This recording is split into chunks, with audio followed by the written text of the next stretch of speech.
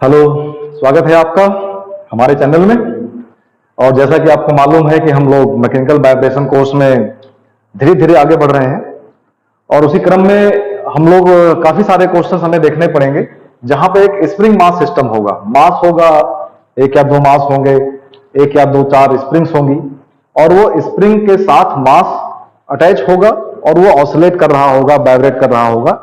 हमें वहां भी वही निकालना पड़ेगा, displacement equation of the system of the mass, और उसके बाद उसकी नेचुरल फ्रीक्वेंसी वगैरह निकालेंगे।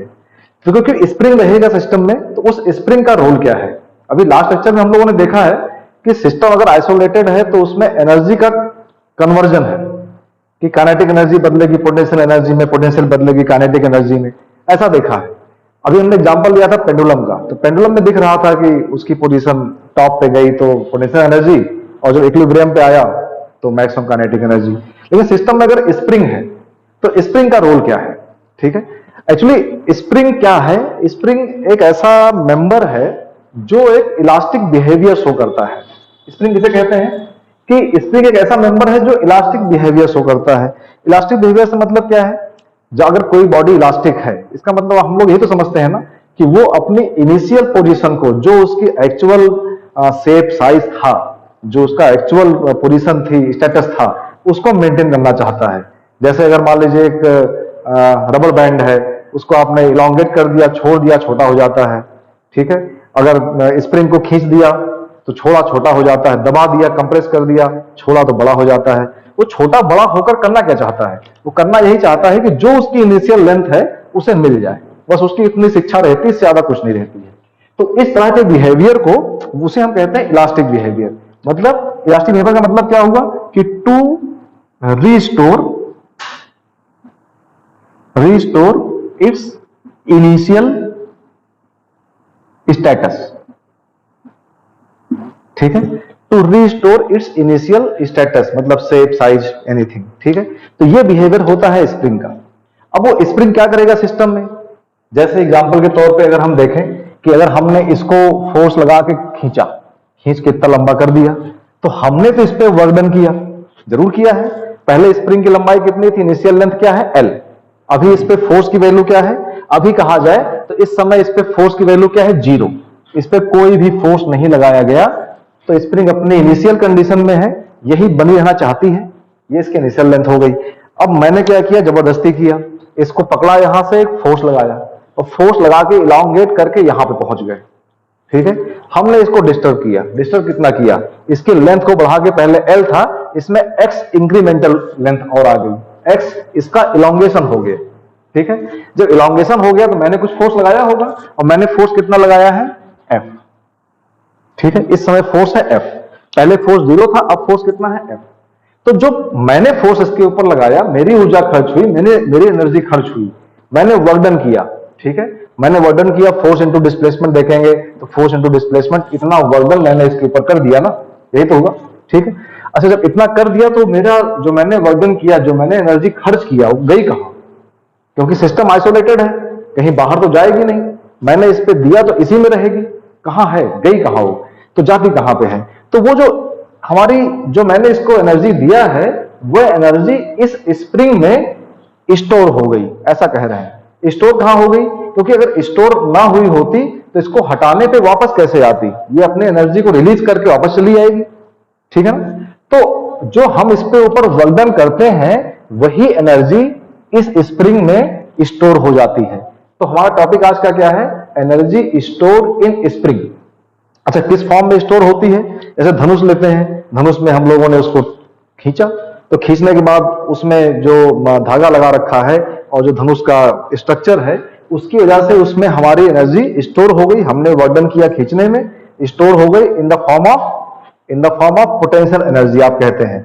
और जब उसको छोड़ते हैं तो वही पोटेंशियल एनर्जी उस एरो में, तीर में, बाण में लगता है और उसको काइनेटिक एनर्जी के फॉर्म में आगे फेंकता है। तो वही एनर्जी उसी तरीके से यहां भी स्टोर हो गई। तो उसी एनर्जी को कह रहे हैं, या तो कहें पोटेंशियल एनर्जी, या थोड़ा सा और टेक्निकल नाम कह दें तो उसी को कह रहे हैं स्ट्रेन एनर्जी, क्योंकि हमने इसको इतना स्ट्रेन दिया। स्ट्रेन का मतलब होता है चेंज इन लेंथ, ठीक है। हमने इसको इतना स्ट्रेन दिया है, दैट्स वाई इसी एनर्जी स्टोर इन स्प्रिंग को कह रहे हैं स्टोर एनर्जी। तो आज हमें यही पता करना है कि अगर किसी बॉडी पर F फोर्स लगा के उसको X डिस्प्लेसमेंट या कहे कि X इलोंगेशन दिया गया है तो कितनी एनर्जी इसमें स्टोर होगी, ठीक है, ये देखना है। ठीक, चलिए तो आगे बढ़ते हैं। तो पहले तो ये समझें कि क्योंकि इलास्टिक बिहेवियर शो करेगा, अगर इलास्टिक बिहेवियर है तो इसका मतलब यहां पे हुक्स लॉ की बात होनी चाहिए, हुक्स लॉ की बात होनी चाहिए। हुक्स लॉ ये कह रहे हैं कि हमें ये जो फोर्स होगा, ये जो फोर्स इस पे लगाया जाएगा, आपको जितना इलोंगेशन करना है उसी के रिलेशन में कोई फोर्स लगाना पड़ेगा। और रिलेशन क्या है? हुक्स लॉ ने कहा कि force is directly proportional to ये जो आपका इलोंगेशन है। इलोंगेशन कितना है? x। जितना इलोंगेट करना चाहते हैं उतना ही फोर्स लगाना पड़ेगा, और ज्यादा चाहते हैं इसको लेंथ बढ़ाना और फोर्स लगाना पड़ेगा। तो ये आपका हुक्स लॉ हुआ, और इसको हम लोग अगर थोड़ा सा सॉल्व करें, प्रोपोर्शनलिटी को हटाएं तो एक कांस्टेंट लगाएंगे जिसका नाम होगा के एक्स, और F इक्वल टू के एक्स, यही हमारा हुक्स लॉ है। ठीक है, जहां पे के क्या है? के इज द स्प्रिंग कांस्टेंट, या इसी को कहते हैं स्प्रिंग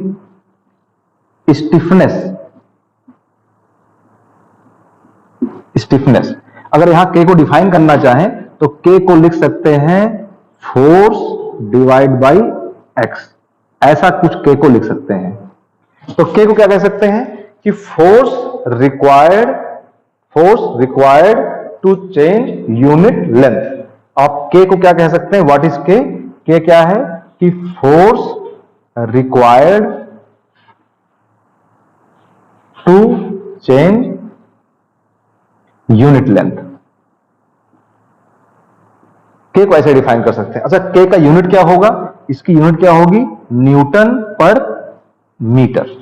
मींस अगर किसी स्प्रिंग का के की वैल्यू ज्यादा है, इसका मतलब स्प्रिंग वो हार्ड होगी, ठीक है, उसको इलोंगेट करना ज्यादा मुश्किल होगा।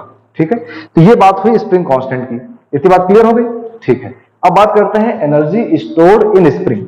ठीक, देखते हैं कि फॉर्मूला कैसे बन के आता है कि कितनी एनर्जी इसके अंदर स्टोर होगी। तो लिख रहे हैं एनर्जी स्टोर्ड इन स्प्रिंग। अच्छा, तो एनर्जी स्टोर्ड इन स्प्रिंग क्या होगा? जितना इसके ऊपर मैं वर्क डन करूंगा उतना ही तो इसके अंदर एनर्जी स्टोर होगी। तो हमने लिखा कि ये किसके इक्वल होगी? Work done on spring. Work done on spring, by the spring नहीं, वर्क डन ऑन स्प्रिंग। ठीक है, तो अगर हम लोग वर्क डन ऑन स्प्रिंग की बात करें तो वर्क डन क्या होगा? वर्क डन हम लोग जानते हैं, वर्क डन क्या होता है? Force into displacement, force into displacement. तो यहां तो दिख रहा फिगर में कि फोर्स कितना है? F है, और डिस्प्लेसमेंट कितना है? X है। ये बात थोड़ी समझ में आ रही है, लेकिन यहां एक बात ऐड होती है कि ये जो फोर्स है इनिशियल कंडीशन पे कितना था? 0।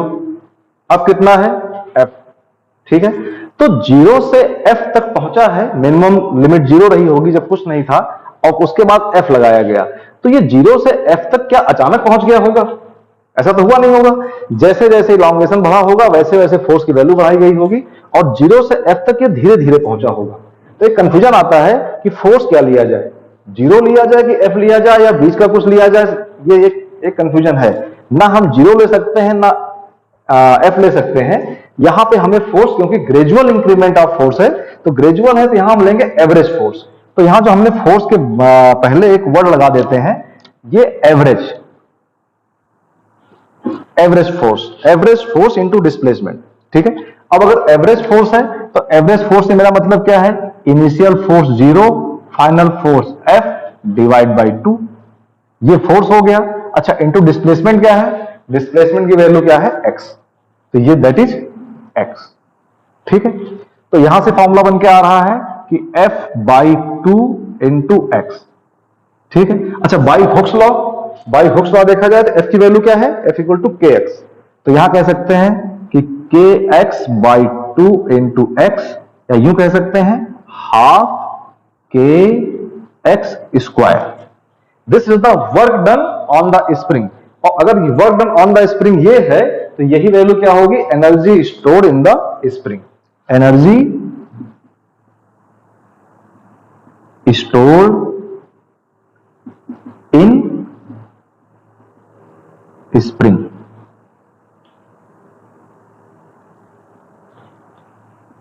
Energy stored in the spring. तो इस तरीके से हमने देखा कि किसी भी स्प्रिंग में जितना इलॉन्गेशन होगा उसके स्क्वायर के टर्म में उसमें एनर्जी स्टोर होगी। और इसका बहुत भरपूर यूज करेंगे। कहां यूज करेंगे, जब हम किसी प्रॉब्लम को एनर्जी मेथड से सॉल्व करेंगे। किससे सॉल्व करेंगे, लॉ ऑफ एनर्जी कंजर्वेशन से। हम क्या लिखेंगे कि kinetic energy plus potential energy का जो सम है वो कांस्टेंट है। जब वो कांस्टेंट कहेंगे तो अगर सिस्टम में स्प्रिंग होगा तो पोटेंशियल एनर्जी के बदले हमें ये फॉर्मूला लगाना पड़ेगा। वहां एमजीएच तो आएगा नहीं। कोई मास हाइट गेन करेगा तो एमजीएच आएगा, लेकिन अगर स्प्रिंग इलॉन्गेट होती है तो वहां तो एमजीएच यूज नहीं कर सकते हैं। वहां पे स्प्रिंग के अंदर एनर्जी स्टोर हुई है तो हमें इस फॉर्मूले को यूज करना पड़ेगा। ठीक है, तभी हम लोगों ने जो कुछ देखा है न्यूमेरिकल लगाने के लिए हम काइनेमेटिक प्रिंसिपल यूज करेंगे। पहला क्या, सेकेंड लॉ ऑफ न्यूटन। दूसरा क्या, डी एलेम्बर्ट प्रिंसिपल।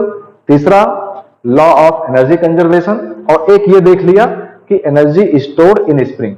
इनकी मदद से अब हम लोग इस लेवल पे आ चुके हैं कि किसी प्रॉब्लम को लेकर और काइनेमेटिक की मदद से, काइनेटिक की मदद से हम उसकी डिफरेंशियल इक्वेशन को बना पाए।